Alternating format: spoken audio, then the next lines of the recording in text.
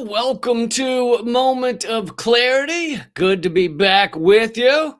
Let's dive right into it. Please share this, by the way. Let people know to join us here for today's Moment of Clarity. I do these every single weekday. I never miss one except sometimes. And you can always get them at leecamp.com. Well, folks, it's an exciting week. It really is very exciting. The Taliban Bounties story is back, and it's better than ever. Oh, man, this has to be one of my all-time favorite bullshit stories. What a load of crap. It's just incredible this time. Hold on, my notes seem to be crashing, which is always fun. But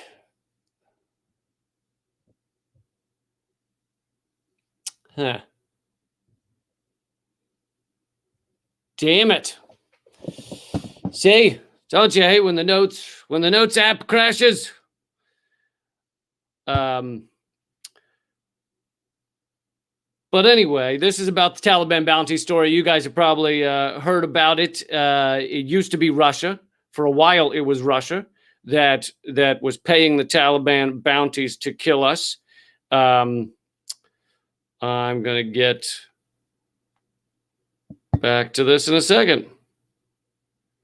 All right. Guess I'll have to do this a different way because that's not working. So 1 second. Always crashes once you go live, doesn't it?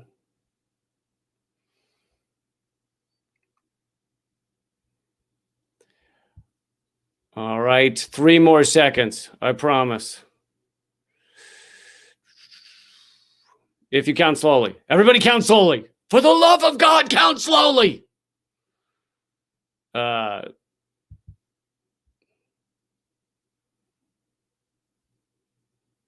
Okay. Here we go. So let's try this again. Welcome to Moment of Clarity. Good to have you. I had to open my notes on the laptop because the phone is crashing. Anyway, as I was saying, it's an exciting week. The Taliban bounty story is back. It's better than ever. And I have to admit, the Taliban bounty stories has to be one of my all-time favorite, just utter horseshit, bullshit, lies, responses, interaction. It's up there. It's up there. And I'm going to get into why in a second. Actually, you know what? I'm going to say it's my second favorite. It's my second favorite bullshit response. Second only to when Donald Trump said he couldn't have raped that woman because, quote, look at her. She's not my type. When someone accuses you of rape, you're supposed to go, I would never do such a thing. Not, she's not my type, you fucking asshole. That's honestly, that's like if someone accused you of stabbing a guy to death and your first response was, what? I don't have knives sharp enough. My knives are not very sharp. They're not. It takes me a solid 3 minutes just to carve into a meatloaf. My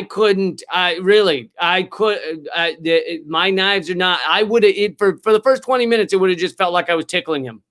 So yeah, I have very dull knives. Terrible excuse.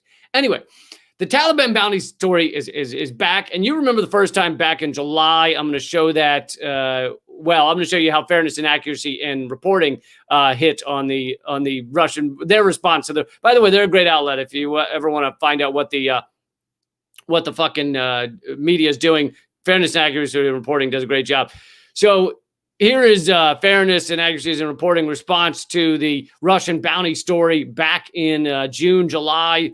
They said, in Russian bounty story, evidence-free claims from nameless spies became fact overnight.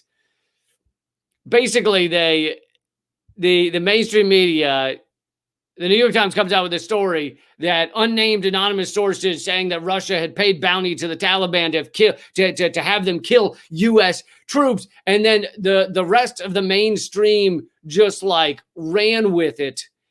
without the anonymous source part. They just said, oh, Russia paid bounties, and they just run with it.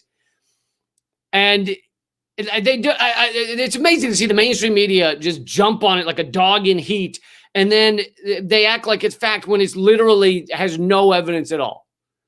Plus, offering the Taliban money to kill U.S. troops it's like offering a fish money to swim. You don't need to. He's kind of already into that. Anyway, the whole story was based on nothing, and its fairness and accuracy in reporting said at the time, quote, it is standard journalistic practice to name and check sources.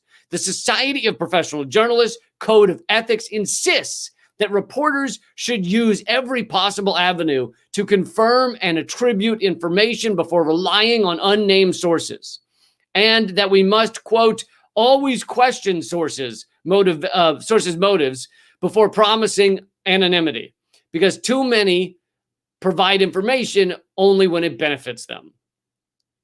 So without a name to go for a source, there are no, this is continuing, fairness and accuracy reporting says, without a name to go with the source, there are no consequences for sources or journalists for that matter to lie and spread malicious rumors. Using an anonymous source is implicitly asking readers to trust a reporter's judgment and credibility. To trust the New York Times credibility. Oh, it's so fucking pathetic. But anyway, so now the Russian bounty story, not new. All right. That's not why I'm bringing you this moment of clarity. That's not new. But once the Russian bounty story fell through, CNN told us a few months later, they ran with a headline, quote, U.S. intelligence indicates Iran paid bounties to the Taliban for targeting American troops in Afghanistan. Oh, now it's Iran. No, it wasn't Russia. It was Iran that did it all the time. I knew it. I knew those dirty Arabs or Persians or whatever they are. I bet they did it. And there you go. They did it. But that didn't stick either, because there was also no evidence, no proof, no time frame, no area, nothing to back it up. So now, just a few days ago, we learned from the New York Times, quote, Trump was briefed on uncorroborated intelligence about Chinese bounties. It was the Chinese. God, I knew it. I knew it was the Chinese. I knew they did it. It was the Chinese. We just thought it was the Iranians, because Iranians look, they look like Chinese people, which also look like Russians. Everyone knows that. They all three of them have the same arms. They're all very, very, very similar arms. But yet again, just like the ridiculous Russian and Iran bounty stories, there are no sources, no evidence, no proof, just unnamed sources and the say-so of media outlets that have lied us into one war after another, after another, after another, after another. And the people who gave this information to the New York Times and to CNN are just vague, ghost-like figures, anonymous intelligence agencies, anonymous intelligence officials these are the type of people who are proud of the fact that they lie to achieve their goals. They hardly even cover that up, right? Mike Pompeo said, we lied, we cheated, we stole. Very proud of it. It's not even a secret. They admit it. Honestly, go talk to a retired CIA guy. See if he tells you they always told the truth. Go talk to Grandpa. He'll tell you, oh yeah, we used to lie. We used to lie our faces off. That's right. But you know, it was for the good of the country. It was for the good of the country. It was so we could kill more of those Orientals. So they'll tell you. It's not a secret. So we're trusting these people who are not just known to lie, but largely admit they lie. And using unnamed sources is supposed to be this very rare practice, as it's harmful to journalism and to, the truth. According to Fairness and Accuracy in Reporting, quote, the New York Times' own guidelines on integrity strongly discourages the practice of using unnamed sources. The paper's public editor wrote a few years ago, there is nothing more toxic to responsible journalism than an anonymous source. That's the New York Times themselves says that. Nothing more toxic to journalism. And here they are running around telling you yet more bullshit from anonymous sources. I mean, honest, that sums it up. They summed it up themselves. Nothing more toxic to journalism.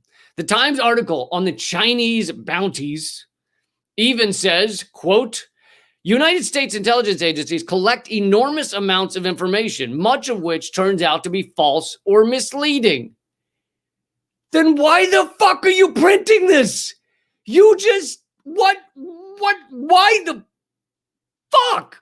You just said it's not true or false or misleading? That's like having a big headline in the newspaper, just giant headline says, half man, half ring-tailed lemur seen licking own crotch in Biloxi, Alabama.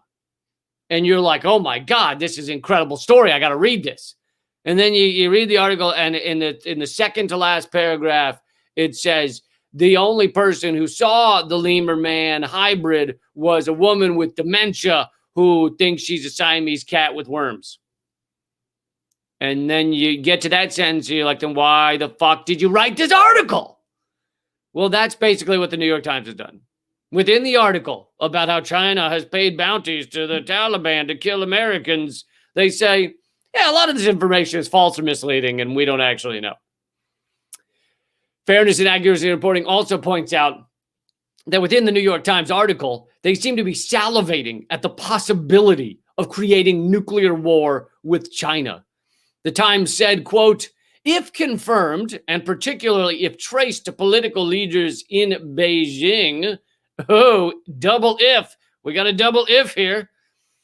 If confirmed and if traced to political leaders in Beijing, such an action by China would constitute a grave provocation that might demand a response by President-elect Joseph Biden after he takes office in January. What in the actual fuck?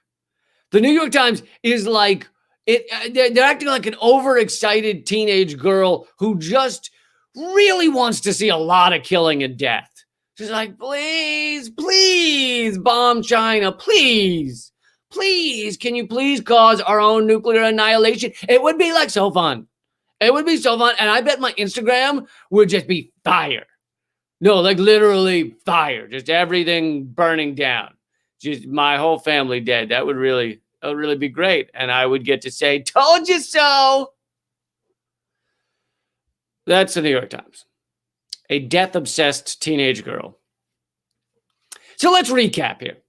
This is the third time the corporate media has tried the bounties stunt in the past 6 months, each with a different U.S. adversary. Each story has no evidence, no proof, no names, no time frame, no location other than Afghanistan, which is a rather large country. And on top of that, apparently the Chinese/Russians/Iranians are getting dick for their investment because only 11 U.S. soldiers were killed in Afghanistan in 2020. Man, those imaginary bounties must not be high enough. Need to crank them up a little. Okay, so we can all admit that this story about the bounties is 147% false. So it raises the question, what the fuck do the writers at the New York Times think they're doing? Do they honestly go home every night and think to themselves, well, I did it. I made up some crazy story to help further U.S. hegemony. I'll sleep well. I'll sleep well knowing at least a few dumb saps fell for that shit. That's going to feel good tonight. I mean, is that how it works? Is that what they're telling them? Is that what they're thinking? I'm honestly asking because I can't picture working that hard to write garbage and then not going home and wanting to down a bottle of vodka and Tylenol and mixed in with a few razor blades just for good measure.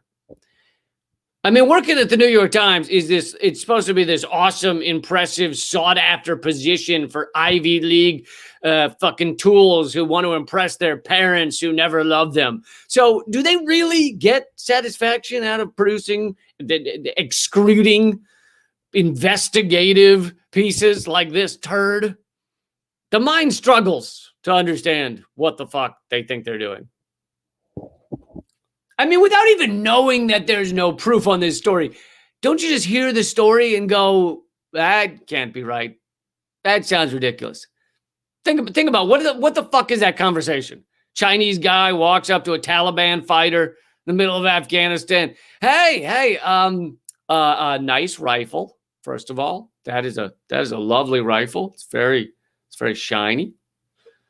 So I was thinking, if I gave you like $1,000, could you kill some American soldiers?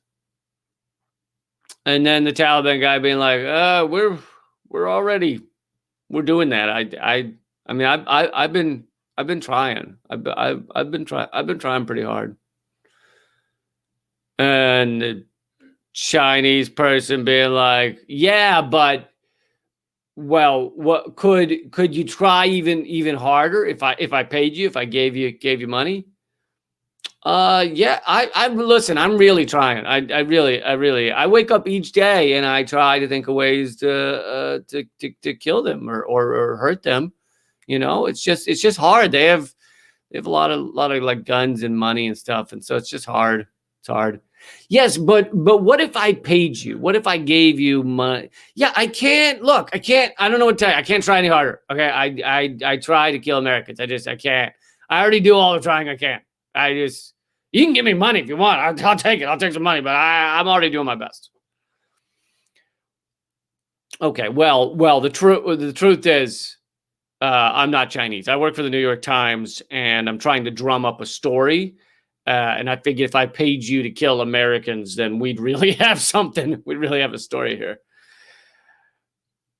You work for the New York Times. That's just pathetic, man. That's just pathetic. You work for that garbage? That's pathetic.